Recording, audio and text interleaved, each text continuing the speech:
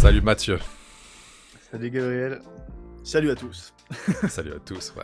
On va se retrouver aujourd'hui pour parler de The Last Pirate, a.k.a. Morgan Charrière. Ça va quoi Gabriel? Oh, qu'est-ce que tu manges là? Mais qu'est-ce que tu fais? Des granolas? Gabriel, t'auras jamais un corps d'athlète si tu manges ces merdes. Le secret de la masse, c'est ça. Des plats season, frais, différents, toutes les semaines. Variés et surtout livrés à domicile. C'est fini la malbouffe. Tu seras enfin musclé. Il y en a pour tous les goûts. Des boulettes au poulet, aux légumes et au thym. Des filets de poulet, épices, légumes au quinoa. Des cuisses de poulet à la basquaise. Avec ça, c'est sûr, tu vas l'avoir ton corps d'athlète. En plus, on sait, tout le monde n'a pas les moyens. C'est pour ça qu'on a concocté spécialement pour eux un petit code promo qui va s'afficher juste ici et dans la description qui vous offrira 30% sur votre première commande. Cette dernière sortie, elle remonte à longtemps. Elle remonte il y a 7 mois. C'était à l'UFC Paris en septembre 2023. Mais quelle sortie par contre, hein. Bah, il a fait soulever le public. Il a fait une performance, et puis même sa célébration qui pour moi est iconique aujourd'hui. La photo, on le voit un petit peu danser avec ses dreads mi-noir, mi-rose. Puis son faciès, pour moi, cette célébration était vraiment iconique après la performance qu'il a fait. Il a un truc. Mais c'est que ça a mis longtemps quand même à arriver ce truc. Je me souviens à l'époque du Cage Warrior, on le voyait. Il y avait un moment où il était en pleine hype. C'était vraiment le combattant français le plus connu. Et d'un coup, il y a une sorte un peu de disparition. Je sais pas si tu as ressenti un petit peu comme moi. Il y a un moment où vraiment il était dans le projecteur. Tu sentais qu'il était partout. On parlait MMA, on parlait de Morgan. Et à un moment, ça s'est un petit peu calmé. On l'a vu un petit peu disparaître des projecteurs. Et je me suis demandé moi si c'était pas fini pour Morgan, hein. Bah, il y avait eu justement la signature avec W9 pour la diffusion du Cage Warriors, ce qui est quand même énorme aussi sur une chaîne nationale française. Je pense que Morgan il était pas étranger, tu vois, par rapport à ça. Et donc, comme tu as dit, après sa défaite contre Vucenic, Jordan, qui a pris la ceinture, sa hype, elle est un petit peu quand même retombée et il est passé un peu après sous les radars. Et c'est quand même dommage, hein, puisque ce combat, je m'en souviens encore, quand je l'avais vu, je m'étais dit Morgan, il a gagné. Morgan, il avait gagné ce combat, pour moi c'était quasiment certain. J'en étais même certain sur le moment, puis forcément, Vucenic étant anglophone, vivant en Angleterre, boum. Le Cage Warrior est en organisation anglaise, ils l'ont fait gagner, et c'était ultra décevant le résultat. Je pense que c'était une grosse fenêtre pour Morgan, et le fait qu'il ait loupé, peut-être que ça avait justement, ça a un petit peu cassé la hype, mais il est vite remonté. C'est vrai qu'il y a une époque où on voyait beaucoup. Tu vois, au début, il s'est fait connaître en étant un petit peu bagarreur, Morgan. Il faisait des beaux combats agressifs et tout, et d'un coup, il s'était calmé. J'ai l'impression qu'il s'était un petit peu trop construit, il s'était un petit peu trop aseptisé, si je peux dire, où il était devenu. Il faisait quasiment toujours de la lutte, il collait, tu sais. Il faisait des combats qui n'étaient pas forcément impressionnants, alors qu'au début, c'était vraiment que des bangers, ces combats. Et il s'est vite rattrapé, je trouve. Là, en ce Est-ce moment, qu'il n'était pas devenu un peu plus précautionneux, justement, par rapport à des sorties échouées ou Moi, je te rejoins sur ça. Parce que c'est vrai que tu regardes le début de carrière de Morgan, justement, c'était que ça, hein. C'est en fait, il prenait tout le monde, il tapait tout le monde. Une fois il gagnait, une fois il perdait, une fois il gagnait, une fois il perdait. Il faisait toujours des guerres. Mais c'est vrai qu'en fait, t'as beau faire des guerres, faire des super combats, si ton palmarès il est neutre, c'est pas intéressant pour les grosses organisations. Donc il y a un moment, tu dois dire, bon, comment je vais faire pour avoir un palmarès qui est attirant pour les grosses organisations? Je vais faire ce qui est safe. Il a fait ce qui est safe. Et pour le coup, ça n'a pas forcément super marché pour lui, hein. Bah, comme tu dis, justement, c'est les gros orgas qui vont regarder un Tapology, un Sherdog avec beaucoup plus de verre. Mais Morgan avait un style justement qui faisait que il y avait victoire, défaite, etc. Et Morgan, de toute façon, l'a jamais caché. Pour lui, il l'a toujours dit, son plus gros rêve, c'était l'UFC. C'était vraiment son rêve. Donc aujourd'hui, gros félicitations parce qu'il y est arrivé. Et avec la manière en plus. Ouais. Et il peut savourer, hein, quel combat il nous a fait. C'était son premier combat à l'UFC, du coup. En septembre à l'UFC Paris, il affrontait Manolo Zecchini. Un Italien haut en couleur. On l'aurait pas deviné, c'est que c'est un Italien. Manolo Zecchini, avec les cheveux gominés sur l'arrière à la totale. Et il a fait une énorme sortie, puisqu'il a directement séché en 1 minute avec un magnifique kick dans le corps. Enfin, il en avait mis 2 d'abord, qui étaient plutôt bien touchés, qui étaient vraiment plutôt précis. Et le troisième, il était vraiment genre la cerise sur le gâteau. Il touchait avec la pointe des pieds en plein dans le plexus, dans mon souvenir. Et boum, terminé. Il l'avait terminé. Alors, petite précision, ce n'était pas en 1 minute, c'était en 3 minutes 50. parce que sinon on va se faire attaquer dans les commentaires.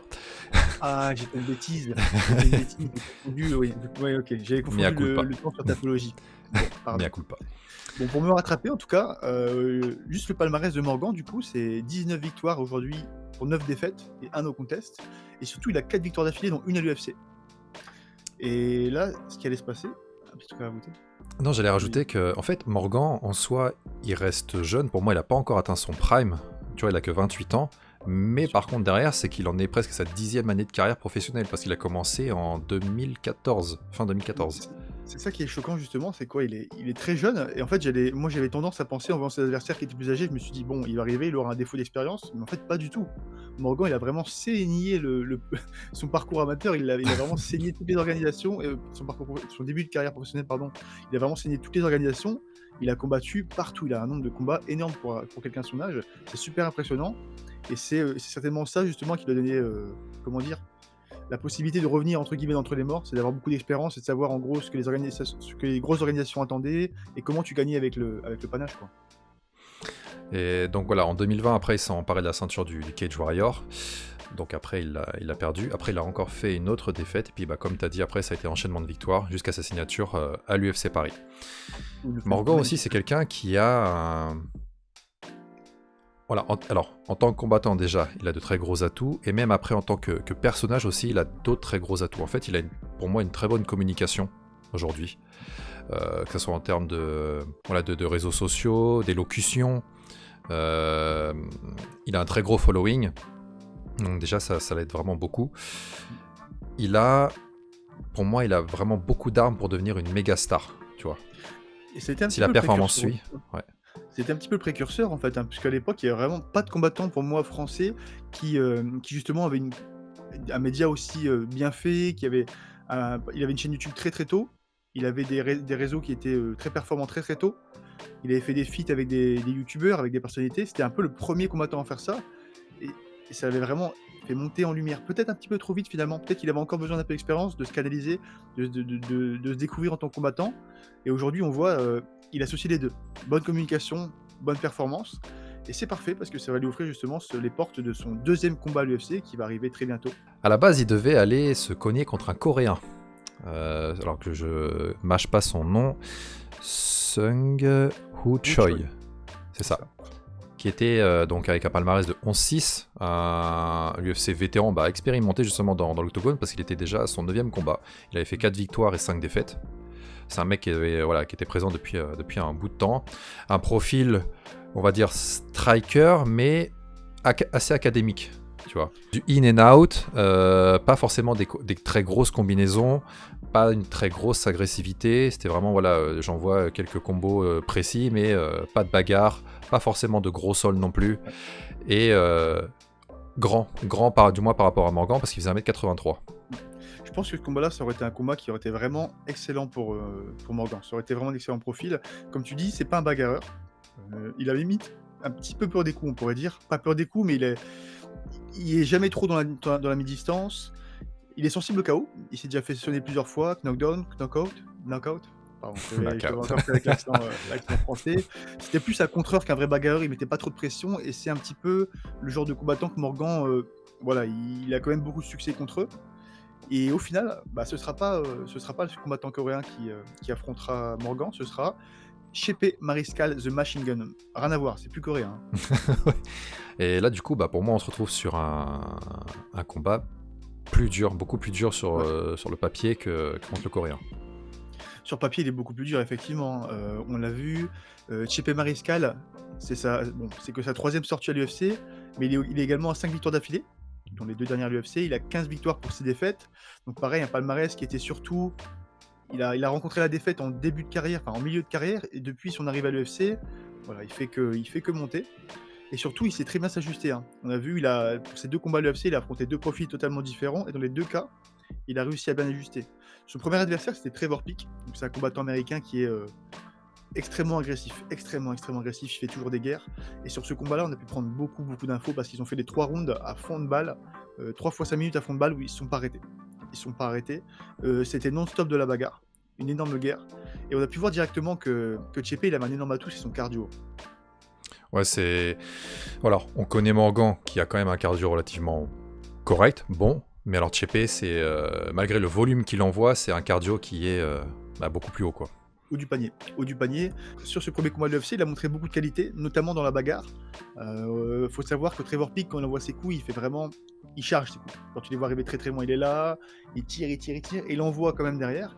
Et malgré tout, malgré justement ces énormes appels, Trevor, il arrivait à toucher durement Chepe. Plusieurs fois, il s'est fait sonner. Bon, il s'est pas fait sonner très très dur, mais on voit que les coups connectés, qu'il avait beaucoup d'effets sur Chepe. Et quand je vois ça, quand je vois justement qu'un mec aussi lent et aussi qui fait autant d'appels arrive à toucher Chepe, je me dis Morgan qui est ultra rapide, qui fait pas d'appels, ça va être compliqué à voir venir. Il va avoir un énorme atout déjà Morgan sur ce combat, c'est qu'il va être super rapide en fait. Il va avoir une vitesse qui sera 2 fois supérieure à celle de Chepe. Chepe, il est généreux en fait dans la bagarre. Il va beaucoup donner, mais il va quand même en prendre pas mal. Et on a pu voir aussi dans des sorties, je crois que c'était au LFA, où quand il se fait connecter, enfin, je remets pas en doute son menton, mais il fait l'ascenseur. Et il s'est déjà fait aussi éteindre, justement dans des bagarres de mi-distance. Donc voilà, si à la vitesse des frappes de Morgan, puis Morgan pour moi, comparé à Chepe, a une plus grosse précision dans ses frappes. C'est beaucoup moins de brawl quand même, ça reste un peu plus en ligne droite. Qu'est-ce que t'en penses ? C'est vrai que Morgan, sur toutes ses frappes, tu vois, moi j'étais très impressionné par son jab, l'évolution de son jab. Au début, c'est vrai qu'il avait un profil bagarreur aussi, Morgan, où il n'était pas forcément super précis, il était généreux. Mais sur ses derniers combats, tu vois qu'il est beaucoup plus précis, il réfléchit beaucoup plus à ses frappes, et il a beaucoup plus de succès sur ça. À chaque fois, il arrive vraiment à toucher avec des coups. On voit, il envoie peu de frappes, d'accord, mais les frappes touchent. Et c'est ce qu'il faut. Maintenant, est-ce que ça sera suffisant pour toucher Chepe, puisqu'il a quand même une bonne gestion de distance, ça on ne sait jamais, on peut pas prévoir. Mais sur papier, c'est plutôt intéressant, c'est plutôt engageant, c'est plutôt bien engagé pour Morgan. En termes d'anglaise, en tout cas, en anglaise pure, je le vois vraiment devant en termes de vitesse, en termes de technique. Il y a juste le volume de Chepe qui pourrait être effrayant.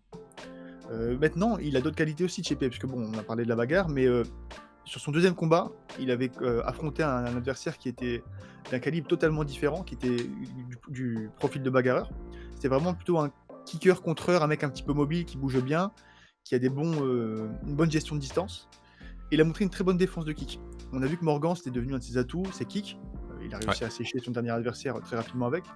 Et là, on voit qu'en termes d'imperméabilité au kick, il est très très efficace, il arrive vraiment bien à défendre.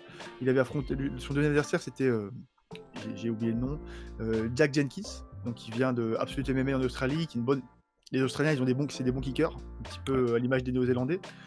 Et il avait réussi à totalement annuler ce jeu de kick, que ce soit calf kick, middle, high kick, il n'y a rien qui passait réellement. Et il a réussi à mettre en place son jeu.